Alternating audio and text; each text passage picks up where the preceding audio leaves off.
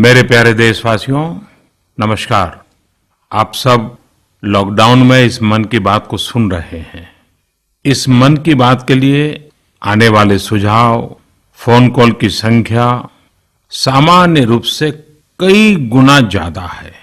कई सारे विषयों को अपने अंदर समेट आपकी यह मन की बातें मेरे तक पहुंची हैं। मैंने कोशिश की है कि इनको ज्यादा से ज्यादा पढ़ पाऊं, सुन पाऊं। आपकी बातों से कई ऐसे पहलू जानने को मिले हैं जिन पर इस आपाधापी में ध्यान ही नहीं जाता है। मेरा मन करता है कि युद्ध के बीच हो रही इस मन की बात में उन्हीं कुछ पहलुओं को आप सभी देशवासियों के साथ बांटूं। साथियों, भारत की कोरोना के खिलाफ लड़ाई सही मायने में पीपल ड्रिवन है। भारत में कोरोना के खिलाफ लड़ाई जनता लड़ रही है, आप लड़ रहे हैं। जनता के साथ मिलकर शासन प्रशासन लड़ रहा है। भारत जैसा विशाल देश जो विकास के लिए प्रयत्नशील है, गरीबी से निर्णायक लड़ाई लड़ रहा है। उसके पास कोरोना से लड़ने और जीतने का यही एक तरीका है। और हम भाग्यशाली हैं कि आज पूरा देश का हर नागरिक, जन जन इस लड़ाई का सिपाही है, लड़ाई का नेतृत्व कर रहा है। आप कहीं भी नजर डालिए, आपको एहसास हो जाएगा कि भारत की लड़ाई पीपल ड्रिवन है। जब पूरा विश्व इस महामारी के संकट से जूझ रहा है, भविष्य में जब इसकी चर्चा होगी, उसकी तौर तरीकों की चर्चा होगी, मुझे विश्वास है कि भारत की ये पीपल ड्रिवन लड़ाई, इसकी जरूर चर्चा होगी। पूरे देश में, गली मोहल्लों में, जगह जगह पर आज लोग एक दूसरे की सहायता के लिए आगे आए हैं। गरीबों के लिए खाने से लेकर राशन की व्यवस्था हो, लॉकडाउन का पालन हो, अस्पतालों की व्यवस्था हो, मेडिकल इक्विपमेंट का देश में ही निर्माण हो। आज पूरा देश एक लक्ष्य, एक दिशा, साथ साथ चल रहा है। ताली, थाली, दिया, मोमबत्ती, इन सारी चीजों ने जो भावनाओं को जन्म दिया, जिस जज्बे से देशवासियों ने कुछ न कुछ करने की ठान ली, हर किसी को इन बातों ने प्रेरित किया है। शहर हो या गांव, ऐसा लग रहा है जैसे देश में एक बहुत बड़ा महायज्ञ चल रहा है, जिसमें हर कोई अपना योगदान देने के लिए आतुर है। हमारे किसान भाई बहनों को ही देखिए, एक तरफ वो इस महामारी के बीच अपने खेतों में दिन रात मेहनत कर रहे हैं और इस बात की भी चिंता कर रहे हैं कि देश में कोई भी भूखा न सोए। हर कोई अपने सामर्थ्य के हिसाब से इस लड़ाई को लड़ रहा है।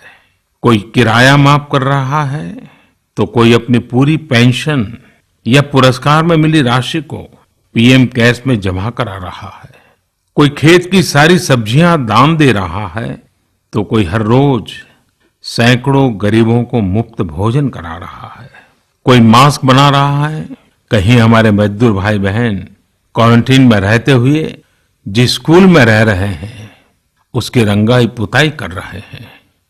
साथियों, दूसरों की मदद के लिए आपके भीतर हृदय के किसी कोने में जो ये उमड़ता घुमड़ता भाव है ना, वही कोरोना के खिलाफ भारत की इस लड़ाई को ताकत दे रहा है।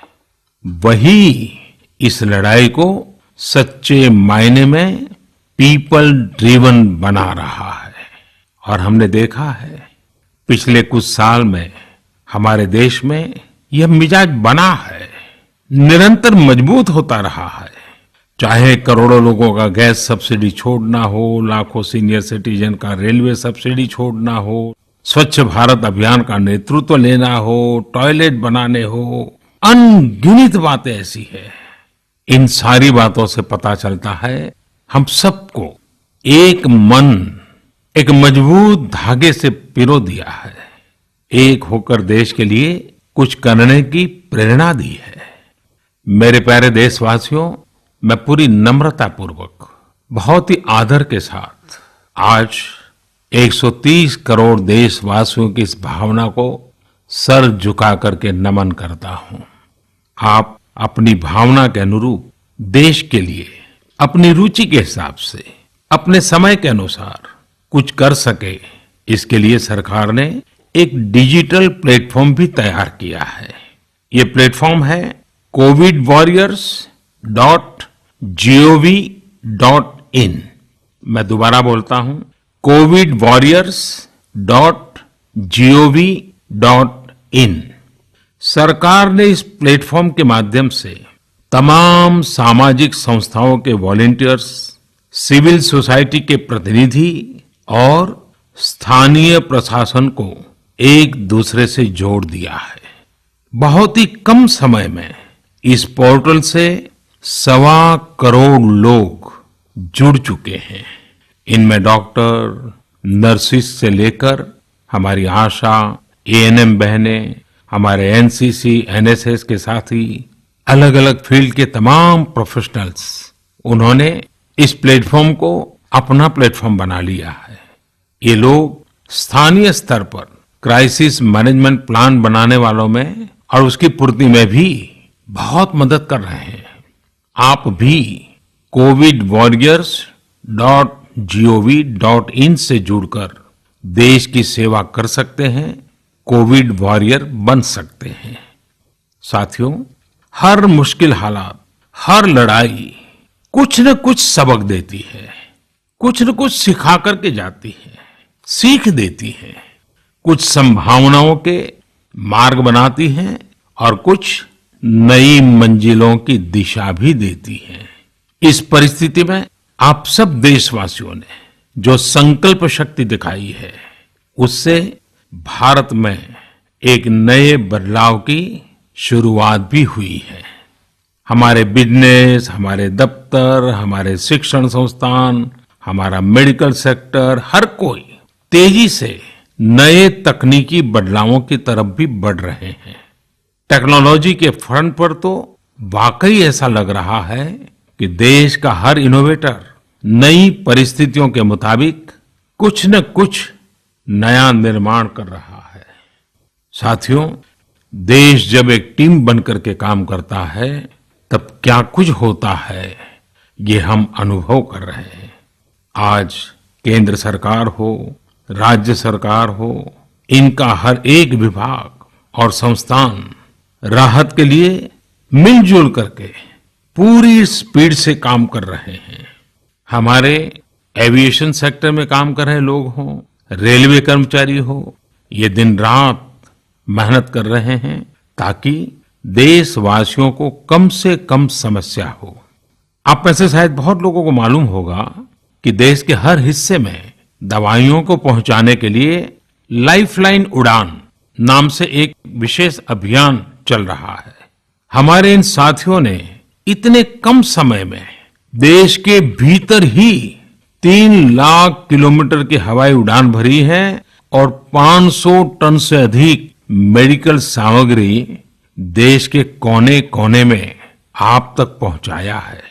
इसी तरह रेलवे के साथी लॉकडाउन में भी लगातार मेहनत कर रहे हैं ताकि देश के आम लोगों को जरूरी वस्तुओं की कमी ना हो। इस काम के लिए भारतीय रेलवे करीब करीब 60 से अधिक रेल मार्ग पर 100 से भी ज्यादा पार्सल ट्रेन चला रही है। इसी तरह दवाओं की आपूर्ति में हमारे डाक विभाग के लोग बहुत अहम भूमिका निभा रहे हैं। हमारे ये सभी साथी सच्चे अर्थ में कोरोना के वॉरियर ही हैं। साथियों, प्रधानमंत्री गरीब कल्याण पैकेज के तहत गरीबों के अकाउंट में पैसे सीधे ट्रांसफर किए जा रहे हैं। वृद्धावस्था पेंशन जारी की गई है। गरीबों को 3 महीने के मुफ्त गैस सिलेंडर, राशन जैसी सुविधाएं भी दी जा रही हैं। इन सब कामों में सरकार के अलग अलग विभागों के लोग, बैंकिंग सेक्टर के लोग एक टीम की तरह दिन रात काम कर रहे हैं। और मैं हमारे देश की राज्य सरकारों की भी इस बात के लिए प्रशंसा करूंगा कि वो इस महामारी से निपटने में बहुत सक्रिय भूमिका निभा रही है। स्थानीय प्रशासन, राज्य सरकारें जो जिम्मेदारी निभा रही हैं, उसकी कोरोना के खिलाफ लड़ाई में बहुत बड़ी भूमिका है। उनका ये परिश्रम बहुत प्रशंसनीय है। मेरे प्यारे देशवासियों, देश भर से स्वास्थ्य सेवाओं से जुड़े लोगों ने अभी हाल ही में जो अध्यादेश लाया गया है, उस पर अपना संतोष व्यक्त किया है। इस अध्यादेश में कोरोना वॉरियर्स के साथ हिंसा, उत्पीड़न और उन्हें किसी रूप में चोट पहुंचाने वालों के खिलाफ बेहद सख्त सजा का प्रावधान किया गया है। हमारे doctor, nurses, paramedical staff, community health workers और ऐसे सभी लोग जो देश को कोरोना मुक्त बनाने में दिन रात जुटे हुए हैं, उनकी रक्षा करने के लिए ये कदम बहुत जरूरी था। मेरे प्यारे देशवासियों, हम सब अनुभव कर रहे हैं कि महामारी के खिलाफ इस लड़ाई के दौरान हमें अपने जीवन को, समाज को, हमारे आसपास हो रही घटनाओं को एक फ्रेश नजरिए से देखने का अवसर भी मिला है। समाज के नजरिए में भी व्यापक बदलाव आया है। आज अपने जीवन से जुड़े हर व्यक्ति की अहमियत का हमें आभास हो रहा है। हमारे घर में काम करने वाले लोग हो, हमारी जरूरतों को पूरा करने के लिए काम करने वाले हमारे सामान्य कामगार हो, पड़ोस की दुकानों में काम करने वाले लोग हो, इन सब की कितनी बड़ी भूमिका है, हमें ये अनुभव हो रहा है। इसी तरह जरूरी सेवाओं की डिलीवरी करने वाले लोग, मंडियों में काम करने वाले हमारे मजदूर भाई बहन, हमारे आस पड़ोस के ऑटो चालक, रिक्शा चालक, आज हम अनुभव कर रहे हैं कि इन सब के बिना हमारा जीवन कितना मुश्किल हो सकता है।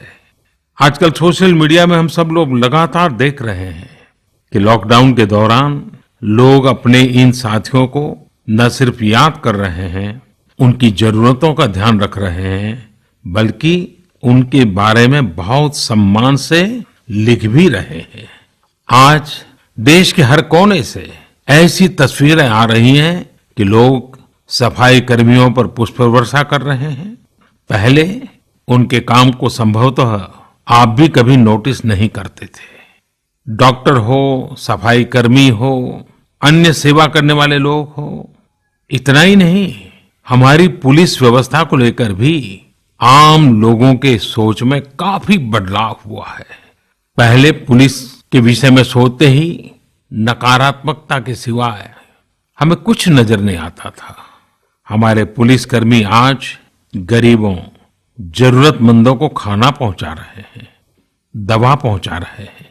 जिस तरह से हर मदद के लिए पुलिस सामने आ रही है, इससे पुलिसिंग का मानवीय और संवेदनशील पक्ष हमारे सामने उभर करके आया है, हमारे मन को झकझोर दिया है, हमारे दिल को छू लिया है। एक ऐसा अवसर है जिसमें आम लोग पुलिस से भावात्मक तरीके से जुड़ रहे हैं। हमारे पुलिस कर्मियों ने इसे जनता की सेवा के एक अवसर के रूप में लिया है और मुझे पूरा विश्वास है इन घटनाओं से आने वाले समय में सच्चे अर्थ में बहुत ही सकारात्मक बदलाव आ सकता है और हम सब ने इस सकारात्मकता को कभी भी नकारात्मकता के रंग से रंगना नहीं है। साथियों, हम अक्सर सुनते हैं प्रकृति, विकृति और संस्कृति। इन शब्दों को एक साथ देखें और इसके पीछे के भाव को देखें तो आपको जीवन को समझने का भी एक नया द्वार खुलता हुआ दिखेगा। अगर मानव प्रकृति की चर्चा करें तो ये मेरा है, मैं इसका उपयोग करता हूं। इसको और इस भावना को बहुत स्वाभाविक माना जाता है, किसी को इसमें कोई ऐतराज नहीं होता। इसे हम प्रकृति कह सकते हैं। लेकिन जो मेरा नहीं है, जिस पर मेरा हक नहीं है, उसे मैं दूसरे से छीन लेता हूं, उसे छीनकर उपयोग में लाता हूं, तो हम इसे विकृति कह सकते हैं। इन दोनों से परे, प्रकृति और विकृति से ऊपर जब कोई संस्कारित मन सोचता है या व्यवहार करता है तो हमें संस्कृति नजर आती है। जब कोई अपने हक की चीज, अपनी मेहनत से कमाई चीज, अपने लिए जरूरी चीज कम हो या अधिक, इसकी परवाह किए बिना किसी व्यक्ति की जरूरत को देखते हुए खुद की चिंता छोड़कर अपने हक के हिस्से को बांट करके किसी दूसरे की जरूरत पूरी करता है, वही तो संस्कृति है। साथियों, जब कसौटी का काल होता है तब इन गुणों का परीक्षण होता है। आपने पिछले दिनों देखा होगा कि भारत ने अपने संस्कारों के अनुरूप, हमारी सोच के अनुरूप, हमारी संस्कृति का निर्वहन करते हुए कुछ फैसले लिए। संकट की इस घड़ी में दुनिया के लिए भी, समृद्ध देशों के लिए भी दवाइयों का संकट बहुत ज्यादा रहा है। एक ऐसा समय है कि अगर भारत दुनिया को दवाइयां न भी दे तो कोई भारत को दोषी नहीं मानता। हर देश समझ रहा है कि भारत के लिए भी उसकी प्राथमिकता अपने नागरिकों का जीवन बचाना है। लेकिन साथियों, भारत ने प्रकृति विकृति की सोच से परे होकर फैसला लिया। भारत ने अपनी संस्कृति के अनुरूप फैसला लिया। हमने भारत की आवश्यकताओं के लिए जो करना था उसका प्रयास तो बढ़ाया ही, लेकिन दुनिया भर से आ रही मानवता की रक्षा की पुकार पर भी पूरा ध्यान दिया। हमने विश्व के हर जरूरतमंद तक दवाइयों को पहुंचाने का बीड़ा उठाया और मानवता के इस काम को करके दिखाया। आज जब मेरी अनेक देशों के राष्ट्राध्यक्षों से फोन पर बात होती है तो वो भारत की जनता का आभार जरूर व्यक्त करते हैं। जब वो लोग कहते हैं thank you India, thank you people of India, तो देश के लिए गर्व और बढ़ जाता है। इसी तरह इस समय दुनिया भर में भारत के आयुर्वेद और योग के महत्व को भी लोग बड़े विशिष्ट भाव से देख रहे हैं। सोशल मीडिया पर देखिए, हर तरफ इम्यूनिटी बढ़ाने के लिए किस तरह से भारत के आयुर्वेद और योग की चर्चा हो रही है।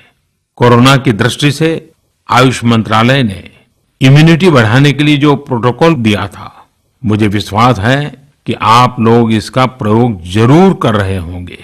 गर्म पानी, काढ़ा और जो अन्य दिशा निर्देश आयुष मंत्रालय ने जारी किए हैं वो आप अपनी दिनचर्या में शामिल करेंगे तो आपको बहुत लाभ होगा। साथियों, वैसे ये दुर्भाग्य रहा है कि कई बार हम अपनी ही शक्तियां और समृद्ध परंपराओं को पहचानने से इनकार कर देते हैं। लेकिन जब विश्व का कोई दूसरा देश एविडेंस बेस्ड रिसर्च के आधार पर वही बात करता है, हमारी फॉर्मूला हमें सिखाता है, तो हम उसे हाथों हाथ ले लेते हैं। संभवतः इसके पीछे एक बहुत बड़ा कारण सैकड़ों वर्षों की हमारी गुलामी का कालखंड रहा है।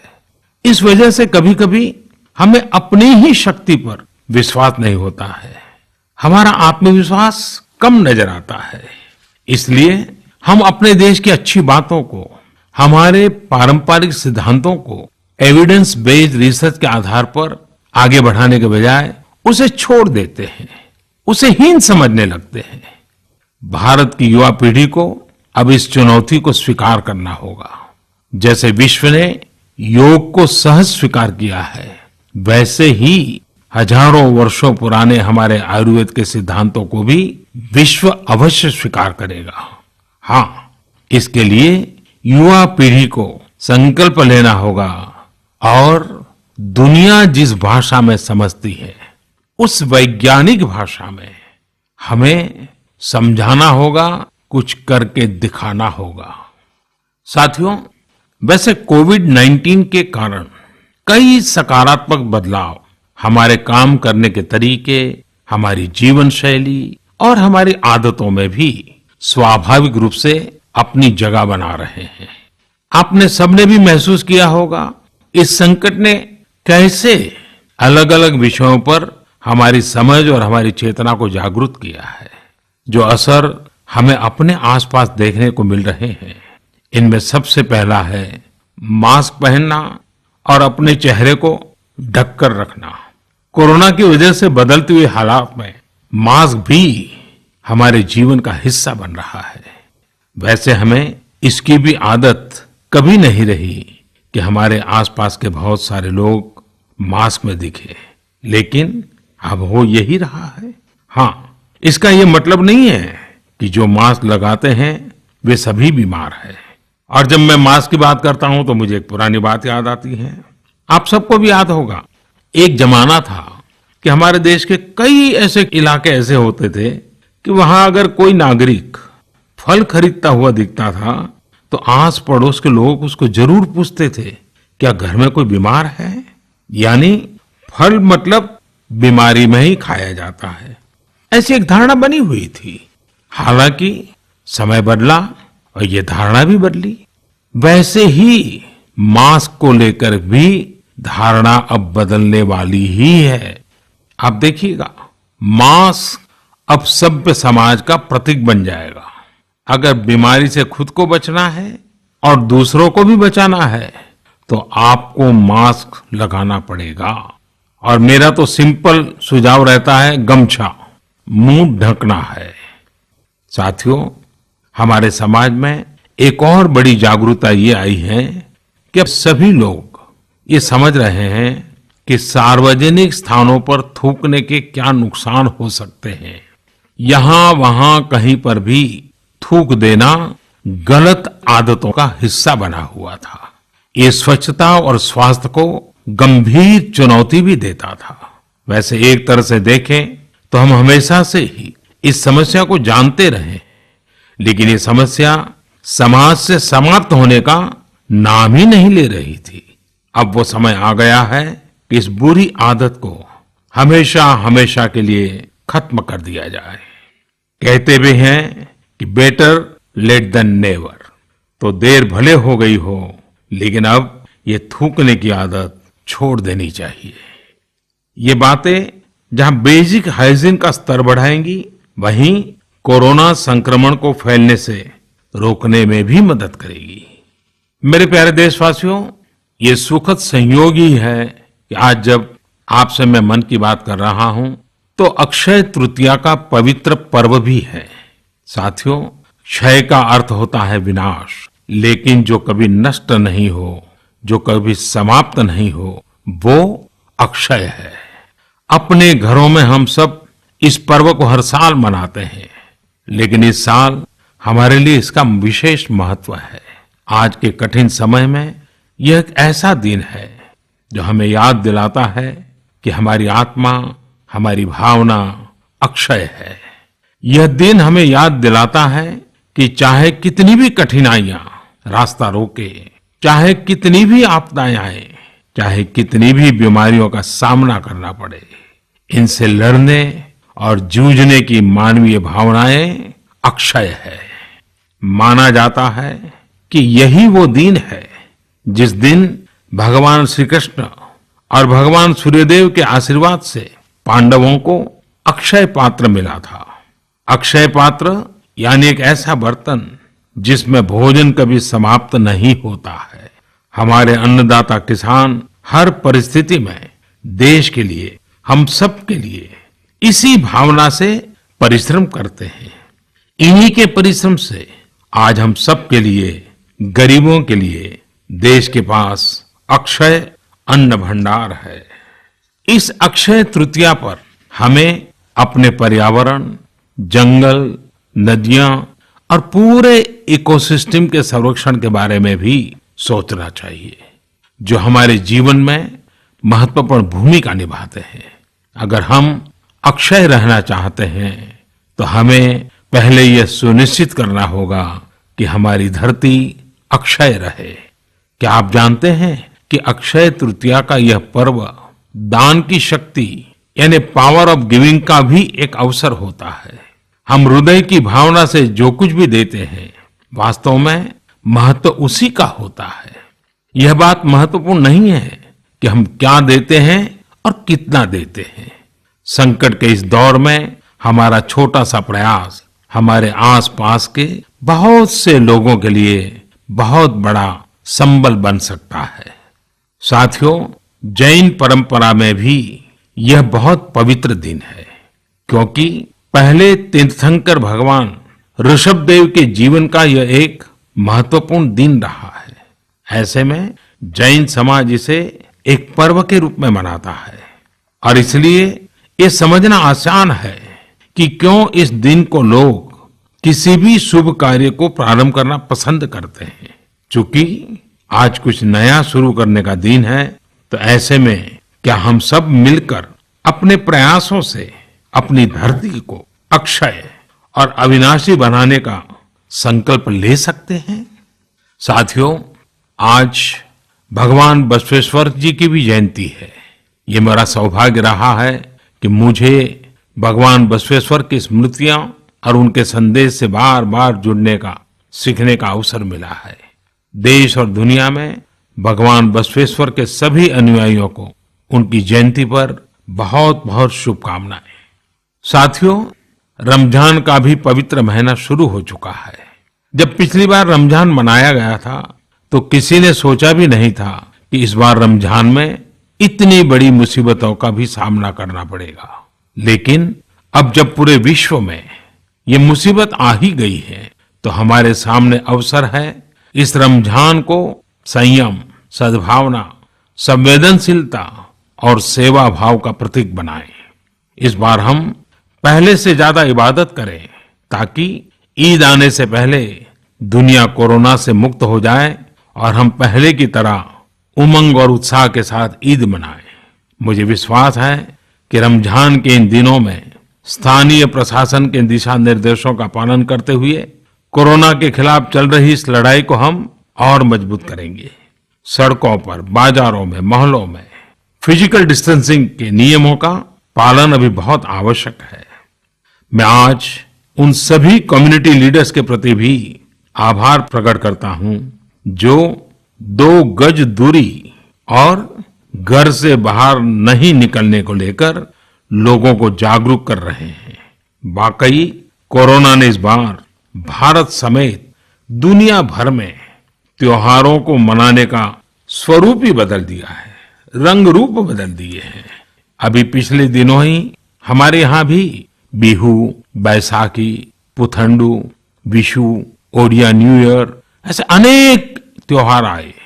हमने देखा कि लोगों ने कैसे इन त्योहारों को घर में रहकर और बड़ी सादगी के साथ और समाज के प्रति शुभ चिंतन के साथ त्योहारों को मनाया। आमतौर पर वे इन त्योहारों को अपने दोस्तों और परिवारों के साथ पूरे उत्साह और उमंग के साथ मनाते थे, घर के बाहर निकलकर अपनी खुशी साझा करते थे। लेकिन इस बार हर किसी ने संयम बरता, लॉकडाउन के नियमों का पालन किया। हमने देखा है कि इस बार हमारे ईसाई दोस्तों ने ईस्टर भी घर पर ही मनाया है। अपने समाज, अपने देश के प्रति ये जिम्मेदारी निभाना आज की बहुत बड़ी जरूरत है। तभी हम कोरोना के फैलाव को रोक पाने में सफल होंगे, कोरोना जैसी वैश्विक महामारी को परास्त कर पाएंगे। मेरे प्यारे देशवासियों, इस वैश्विक महामारी के संकट के बीच आपके परिवार के एक सदस्य के नाते, और आप सब भी मेरे ही परिवारजन हैं, तब कुछ संकेत करना, कुछ सुझाव देना, ये मेरा दायित्व भी बनता है। मेरे देशवासियों से मैं आपसे आग्रह करूंगा, हम कतई अति आत्मविश्वास में न फंस जाएं। हम ऐसा विचार न पाल लें कि हमारे शहर में, हमारे गांव में, हमारी गली में, हमारे दफ्तर में अभी तक कोरोना पहुंचा नहीं है, इसलिए अब पहुंचने वाला नहीं है। देखिए, ऐसी गलती कभी मत पालना। दुनिया का अनुभव हमें बहुत कुछ कह रहा है और हमारे यहाँ तो बार बार कहा जाता है, सावधानी हटी तो दुर्घटना घटी। याद रखिए, हमारे पूर्वजों ने हमें इन सारे विषयों में बहुत अच्छा मार्गदर्शन किया है। हमारे पूर्वजों ने कहा है, अग्नि ही शेषम ऋण शेषम व्याधि शेषम तथैव च पुनः पुनः प्रवर्धेत तस्मात् शेषम न कार्येत। अर्थात हल्के में लेकर छोड़ दी गई आग, कर्ज और बीमारी मौका पाते ही दोबारा बढ़कर खतरनाक हो जाती है। इसलिए इनका पूरी तरह उपचार बहुत आवश्यक होता है। इसलिए अति उत्साह में स्थानीय स्तर पर कहीं पर भी कोई लापरवाही नहीं होनी चाहिए। इसका हमेशा हमेशा हमने ध्यान रखना ही होगा। और मैं फिर एक बार कहूंगा, 2 गज दूरी बनाए रखिए, खुद को स्वस्थ रखिए। 2 गज दूरी बहुत है जरूरी। आप सबके उत्तम स्वास्थ्य की कामना करते हुए मैं मेरी बात को समाप्त करता हूं। अगली मन की बात के समय जब मिले तब इस वैश्विक महामारी से कुछ मुक्ति की खबरें दुनिया भर से आए, मानव जात इन मुसीबतों से बाहर आए, इसी प्रार्थना के साथ आप सबका बहुत बहुत धन्यवाद।